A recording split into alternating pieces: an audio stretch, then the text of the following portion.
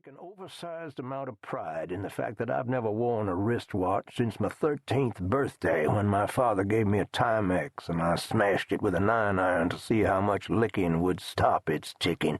Not much, as it turned out.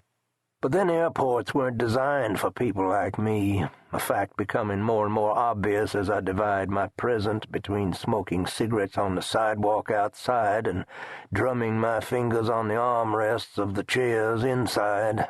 But even more odious than the clocklessness, I might add, is replacing the beep-beep-beep of those passenger carts with digitized bird-song imitations. Bird songs! I shouldn't have to tell you that being run down by a 12-foot sparrow is little improvement over being run down by a militarized golf cart. But then that's a matter for the smartasses, not you, so mea culpa. We must be choosy with our battles, or so I've been told.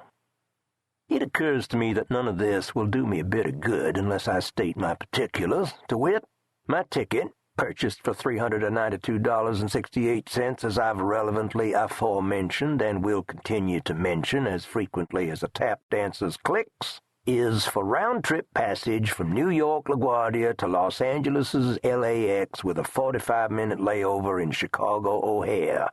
Were there a clock nearby, I'd divulge the truer length of my layover, but it's safe to say it's edging towards 8 hours with no end in sight.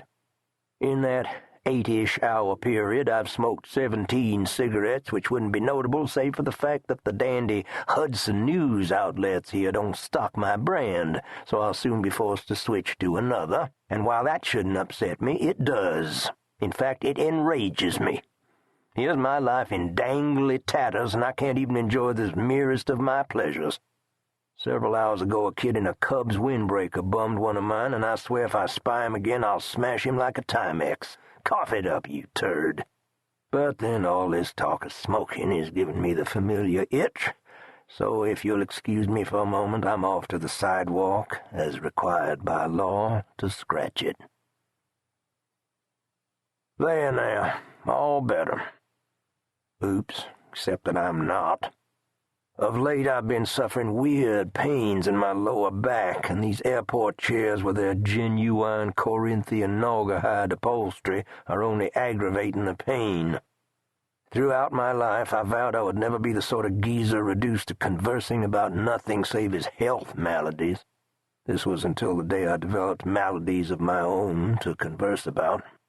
Truly they're endlessly fascinating and impossible to keep to oneself. How can you talk about anything else when your physical being is disintegrating, when you can feel everything below your neck going steadily kaput? You certainly wouldn't think of discussing, say, Lacanian theory on a jumbo jet spiraling earthward, unless, of course, you were Lacan. But even then, geez, Jacques, call the kiddos. Back when I was drinking, I tended to ignore my bodily malfunctions. Full disclosure, during the later dark years of my drinking, I tended to ignore even my bodily functions. But now they become a kind of hobby for me. I fill my private hours with tender proddings and pokings of my interior organs, in the manner of old women in babushkas examining mushy supermarket peaches. Plus there's the time I spend online Googling my various symptoms.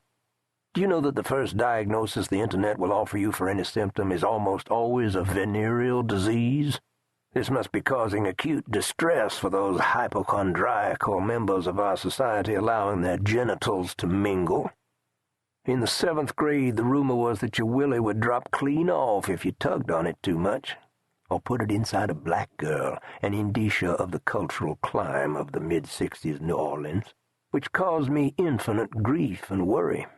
The thought of running to my mother with my unfastened manhood in one hand was enough to put me off onanism for several years. The horror! My mother was a crafty sort who doubtlessly would have tried to reattach the poor thing via the aid of a hot glue gun, some sewing thread, glitter, and cut-out photographs from National Geographic, making my private parts look like an elementary school project about orangutans. There now, she would have said. All better.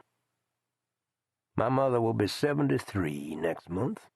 I mention this fact since it's not just me.